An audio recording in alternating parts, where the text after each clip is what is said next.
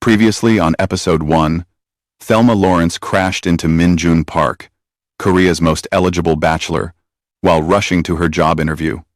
Despite her chaotic entrance, she got the job at Park Industries. But Thelma's home life with her cruel stepmother Lisa and jealous stepsister Maya was unbearable. When Min-Jun asked her to dinner, she said yes, despite believing a billionaire could never truly want someone like her. Now, their story continues. Welcome back to the channel, everyone. If you missed episode 1, go back and watch it first because episode 2 is where everything explodes. This story is going to show you that real love fights through jealousy, overcomes sabotage, and proves that when two hearts are meant to be together, nothing can stop them. If you're new here, smash that subscribe button, drop a like, and comment telling me where you're watching from, and whether you believe Thelma and Min-Jun can make it work. Now let's get into the drama, because Maya is about to lose her mind. Thelma stood in front of her closet, panic rising in her chest.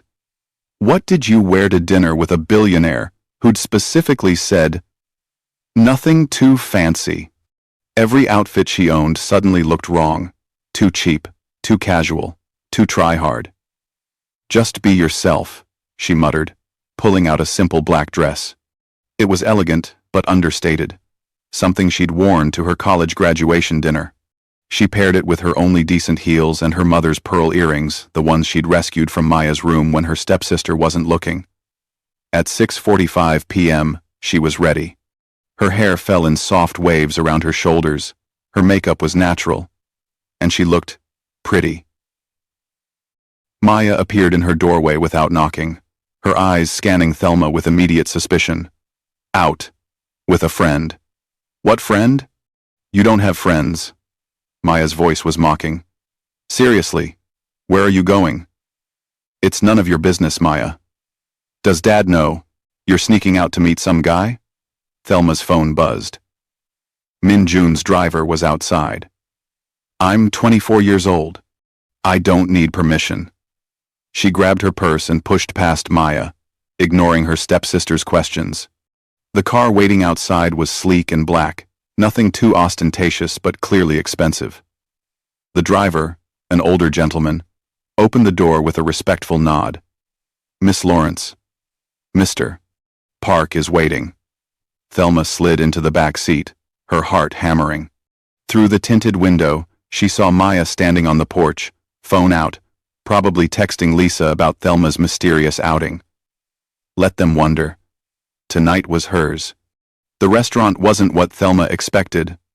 Instead of a 5-star establishment with crystal chandeliers and prix-fixe menus, Min-Jun had chosen a small, intimate Korean fusion place tucked away in a quiet neighborhood. String lights decorated the outdoor patio, and the smell of grilled meat and spices filled the air. Min-Jun stood when she arrived, and Thelma's breath caught. He wore dark jeans and a simple white button-down, the sleeves rolled up. He looked relaxed, human, impossibly handsome. "You look beautiful," he said softly. "You said nothing fancy. I was worried I'd underdressed." "You're perfect." He pulled out her chair. "I wanted somewhere we could actually talk, where it would be about us, not about being seen or photographed." The dinner was magical. They talked for hours. Min-Jun told her about growing up under the weight of family expectations, about the loneliness of being surrounded by people who only saw his last name. Thelma shared stories about her mother, about the little things she missed. Her mom's laugh, her terrible singing while cooking, the way she'd always known exactly what to say. "She would have liked you," Thelma said, surprising herself with the admission. "She always told me to find someone who made me feel safe. Not just physically safe, but safe enough to be completely myself." "Do I make you feel safe?" Min-Jun's voice was gentle. Thelma met his eyes across the table. "You terrify me." Min-Jun's voice. Min-Jun's. "You terrify me. But yes, somehow, you also make me feel safe." Good. Because you terrify me too. He reached across the table, his hand covering hers. I haven't stopped thinking about you since that first collision. I've tried to rationalize it, tried to tell myself it was just attraction or curiosity. But it's more than that. When I'm with you, I feel like I can breathe properly for the first time in years. Min-Jun, I need you to understand something. Thelma's voice shook slightly. I'm not from your world. I live in a house where my stepmother makes me feel invisible. I wear clothes from discount stores. I've never been to a gala or a charity ball. I don't know how to navigate your life. Then, we'll figure it out together. Because I don't want someone who knows how to navigate my life. I want you. Just exactly as you are. The sincerity in his voice broke through her defenses. This is crazy, she whispered. The best things usually are. He smiled. Thelma Lawrence, I fell for you the moment you crashed into me. Will you give this a chance? Give us a chance? She thought about all the reasons to say no, the complications, the difference in their backgrounds, the inevitable gossip. But sitting across from him, feeling his hand warm against hers, she couldn't deny what her heart was screaming. Yes, I want to try. Lan. His smile could have lit up the entire city. Over the next 3 months, Thelma fell in love. They kept their relationship quiet at first, stolen moments in his office after everyone left. Weekend drives to places where they wouldn't be recognized.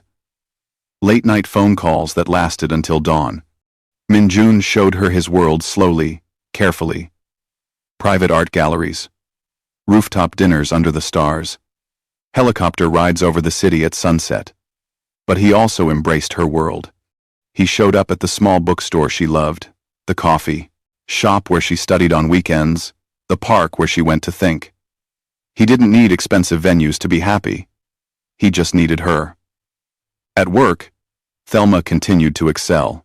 She'd been promoted to analyst after just 2 months, her campaigns bringing fresh perspective to the marketing division.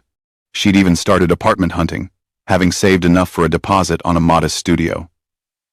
Everything was falling into place. Then, Min-Jun decided it was time to meet his parents. They're going to love you, he assured her, as they drove to his family's estate. They're going to think I'm a gold digger who trapped their son. My mother will probably think that initially. Yes. My father will be more open-minded. But Thelma, I don't care what they think. I'm 30 years old. I make my own decisions. The Park family estate was intimidating, all modern architecture and manicured gardens. Min-Jun's mother, Eleanor Park, was elegant and cold, her smile not reaching her eyes. His father, James Park, was warmer, but clearly assessing. Dinner was excruciating. So, Miss Lawrence, tell us about your family, Eleanor said, delicately cutting her fish. My father works in accounting. My mother passed away 3 years ago from cancer. I'm sorry for your loss. And you have siblings? A stepsister. My father remarried. How convenient that you found employment at my son's company. Eleanor's tone was pleasant, but the implication was clear. Mother, Min-Jun started, but Thelma touched his arm. Mrs. Park, I understand your concern. I applied to Park Industries before I ever met your son. I was hired based on my qualifications, and I've been promoted based on my work performance. I'm not with Min-Jun because of his money. I'm with him because he makes me feel like I matter. Eleanor's expression didn't soften, but James chuckled. She's got fire. I like her.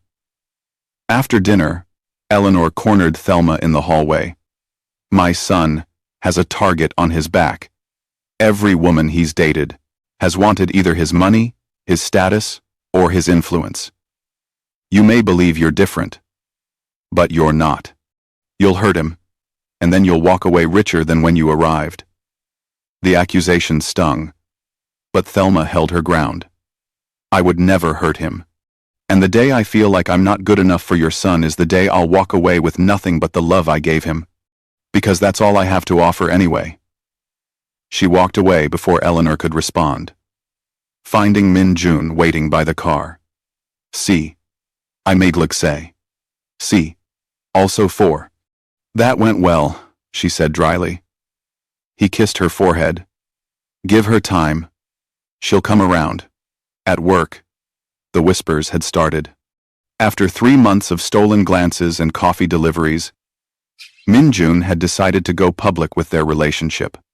He'd made the announcement casually during a company meeting, his hand finding Thelma's under the table. "I'd also like to share that Thelma Lawrence and I are in a relationship. I expect everyone to treat her with the same respect and professionalism you always have. Any questions about our relationship should be directed to me, not her." The office had erupted in controlled chaos. Most people were supportive. Sarah had squealed and hugged Thelma immediately. Daniel had offered congratulations. But there were others, the ones who'd been at Park Industries longer, who'd watched Min-Jun reject countless women who looked at Thelma with suspicion and resentment. The real problem started online. Someone created an anonymous social media account called Park Industries Truth. The first post was vague. "When gold diggers infiltrate sacred spaces, someone needs to expose them." Then the posts got specific. "Junior analyst with no experience gets promoted after dating the CEO." Interesting how that works. She's using the race card to manipulate a wealthy family. Classic strategy. Poor girl from nowhere suddenly dating a billionaire? Please. We all know what's really happening here. The posts were cruel, calculated, and spreading fast. Screenshots appeared on office gossip threads. Thelma's photo, pulled from the company directory, was shared with hateful commentary. She tried to ignore it, tried to focus on her work and her relationship. But the poison was seeping in, making her doubt herself, question if she really deserved Min-Jun, or if everyone was right about her. "It's just trolls," Min-Jun said when she showed him the account. "Jealous people with nothing better to do." But he'd hired a private investigator to trace the IP address. At home, things were deteriorating. Thelma had been spending less time at the house, often staying over at Min-Jun's penthouse.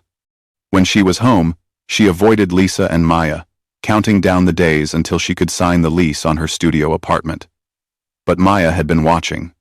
One evening, Thelma came home to find her stepsister in her room, sitting on her bed, scrolling through her phone with a satisfied smirk. "Get out of my room, Maya. I know about." To him. "The billionaire. Min-Jun Park." Maya's voice was venomous. "I saw you get into that fancy car weeks ago. I followed you to the restaurant. And then I did some research." Thelma's blood ran cold. "You've been stalking me? I've been watching my stepsister turn into a lying, conniving, social climber. Does Dad know you're sleeping with your boss? Does he know you're using some rich Korean guy to escape your terrible life here? My relationship is none of your business. Everything about you is my business when you live under our roof." Maya stood, getting in Thelma's face. "You think you're so special now? Dating a billionaire? You're nothing. You'll always be nothing. And when he gets bored of you, you'll come crawling back here with your tail between your legs. Why do you hate me so much?" Thelma's voice broke. "What did I ever do to you? You exist. You're the perfect dead mother's perfect daughter, and you make me look bad just by being here. But now I get to watch you fail. Because men like Min-Jun Park don't end up with girls like you. This is a phase, a charity case he'll get bored of." Thelma's hands shook. "Get out of my room." "Gladly. But Thelma, I'm going to make sure everyone knows what a fraud you are. Starting with that social media account I created. Park Industries, Truth. Catchy, right?" The confession hung in the air like smoke. "That was you? All those posts, those lies, not lies, facts. You're a nobody, using a billionaire to climb the social ladder. I'm just making sure everyone else sees what I see. Maya left, leaving Thelma standing in her room, trembling with rage and hurt. The investigator's report came back 2 days later. Min-Jun called Thelma to his office, his expression dark. It's your stepsister, Thelma Lawrence. The IP address traces back to your father's house, and the posting patterns match her typical social media activity hours. She created the account the day after my announcement about our relationship.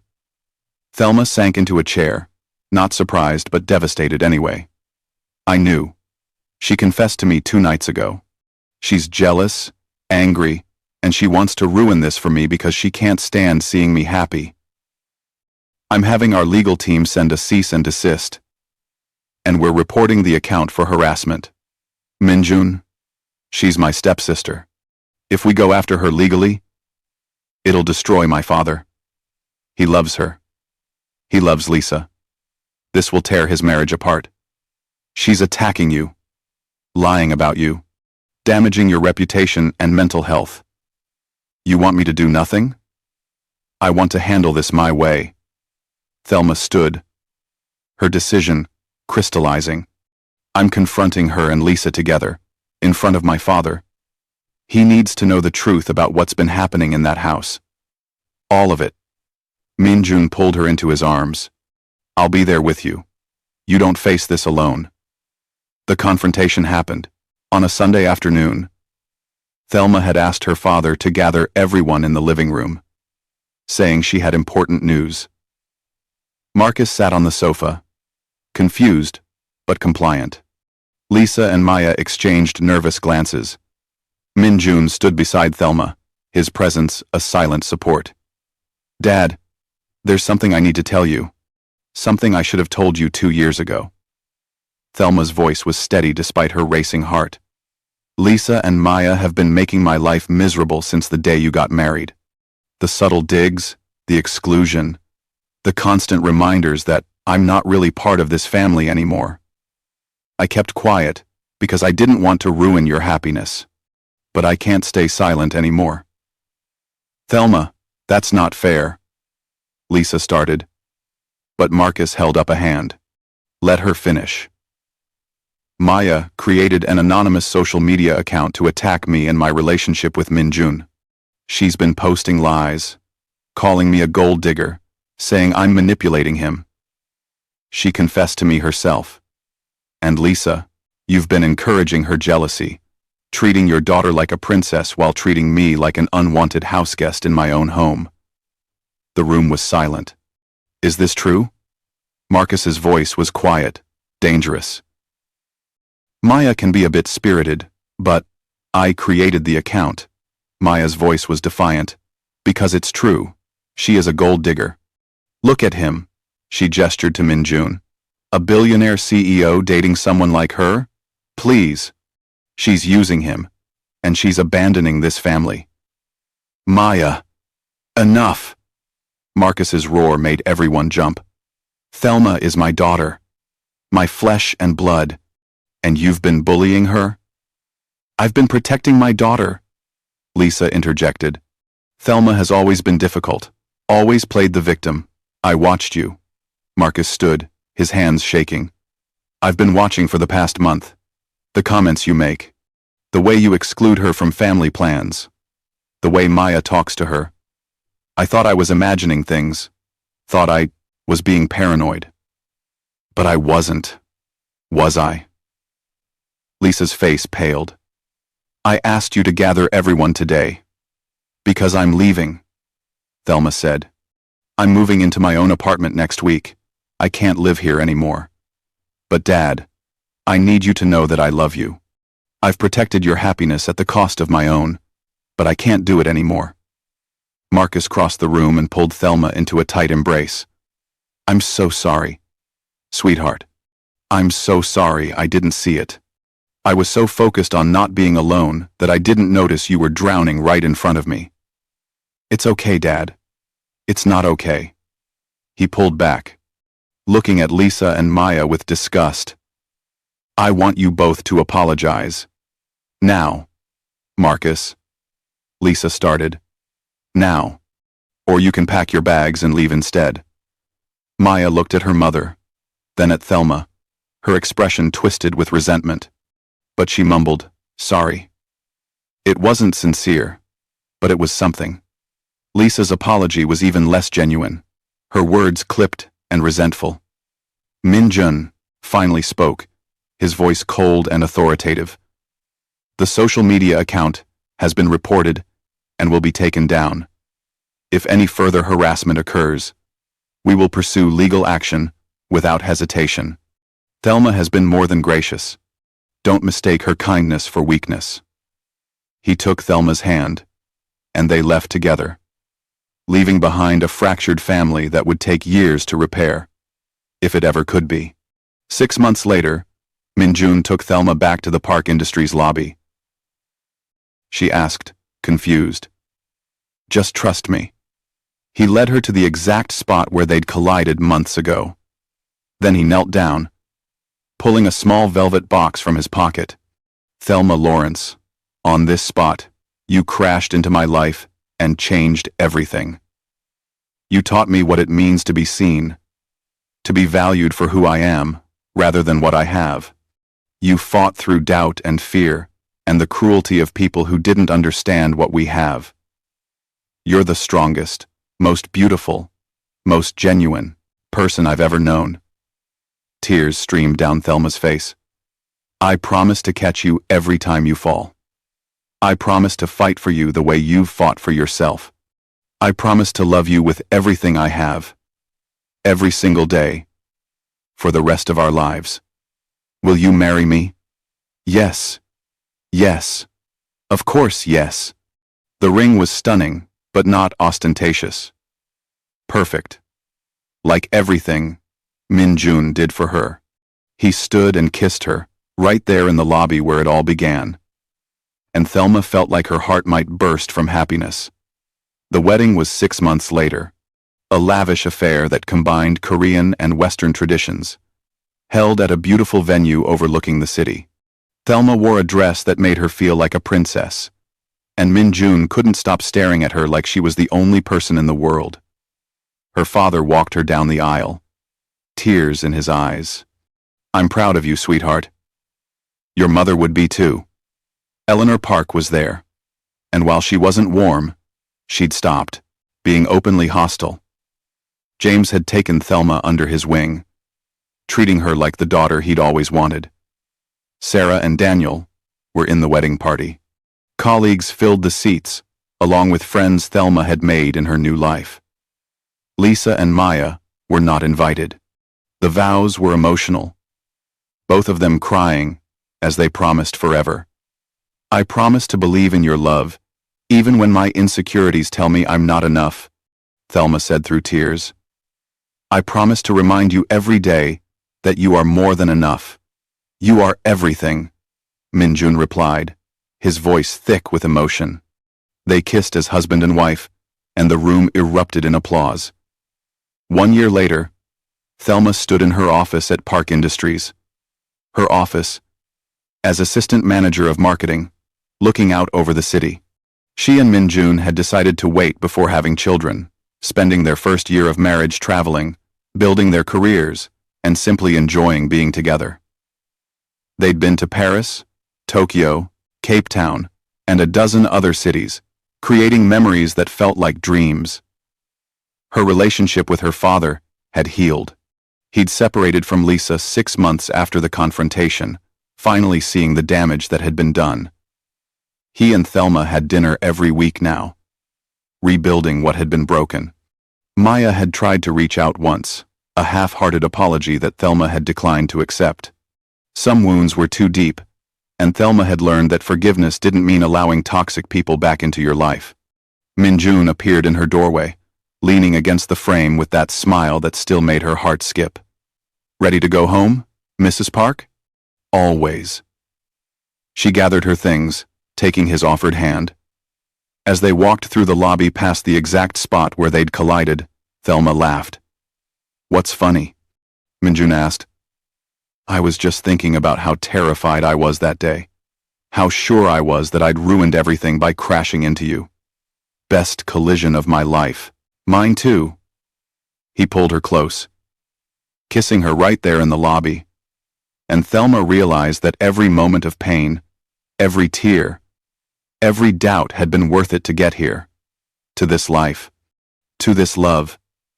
Sometimes, the person meant for you shows up in the most unexpected way. Sometimes love means fighting through fear and choosing to believe you're worthy of happiness. And sometimes, just sometimes, a clumsy collision in a busy lobby can change your entire life. Thelma Lawrence had learned to believe in love, and more importantly, she'd learned to believe in herself. And that made all the difference. The end. Thank you so much for watching this emotional journey.